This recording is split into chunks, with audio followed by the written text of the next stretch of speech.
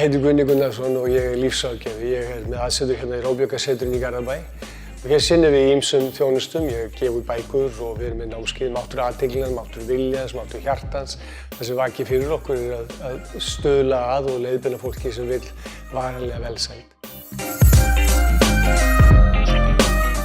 Það ekki flókið. Þú ert kraftaverk og allt sem að þú veitir athygli, ljósið þitt, vex og dafnar. Ef þú hugsar það sem þú vilt ekki, þá ertu að valda því. Ef þú hugsar það sem þú vilt, þá ertu að valda því. Skref með 2 er svo jafnvel ennþá merkilega og það er þannig að ef þú verður ábyrgur, fullorðinn og heill, þá getur þú borið heilan ávöxt. Það að verða ábyrgur þýðir að verða valfær. Ef þú ert ekki ábyrgur, þá ertu óvalfær. Og forsendan ástæðan fyrir því þetta er svona gríðarlega mikilvægt er svo að ef þú ert ekki valfær, þá ert ekki að valda þessir orku. Þá ertu í raun og veru fjötraður af hugsunum. Þú ert fastur í þráhyggju og í raun og veru fórnarlamb eigin hugsana. Og þá lifirðu meira og minna eins og draugur í fortíðinni en ekki eins og draumur í framtíðinni. Frelsi fyrir mér myndi vera rými.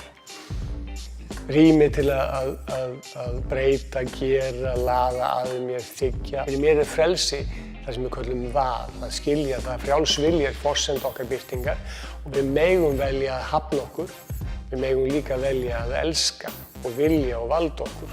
Frelsið liggur í þessu að ég skilji mína ábyrgð á mínu lífi.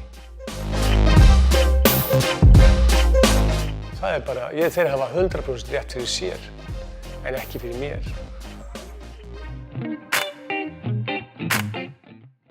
Í lausnin á þeim efnum er að við tökum ábyrgð persónulega. Það breytir enginn jörðinni. Við getum hins vegar breytt okkur, okkar umgengni við okkur sjálf og þar leiðandi jörðina. Stríðin eru í huganum og hjartanum en ekki á vettvangi fyrst. Það er við sem erum að framkalla þessi stríð.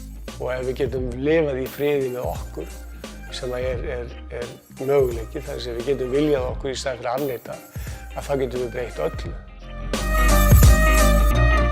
Lífið er óendanlega fallegt og eins og ég sagði áðan þá erum við kraftaverk. Venjulegur maður er að verja stórum hluta og oft er talið upp alltaf til 90% af sinni orku í sjálfsvorkunn og viðnám gagnvart sinni eigin birtingu. Er þetta rétt eða rangt? Þetta er val. Við getum á hvaða augnabliki sem er ákveðið að fyrirgefa okkur, vilja okkur og elska og þar leiðandi gjörbreytt okkar eigin sjálfsmynd. Leið að það gerist, þá breytist viðhorf okkar ekki bara til okkar, heldur til jarðarinnar og þá fyrst getur jörðin breyst með okkur.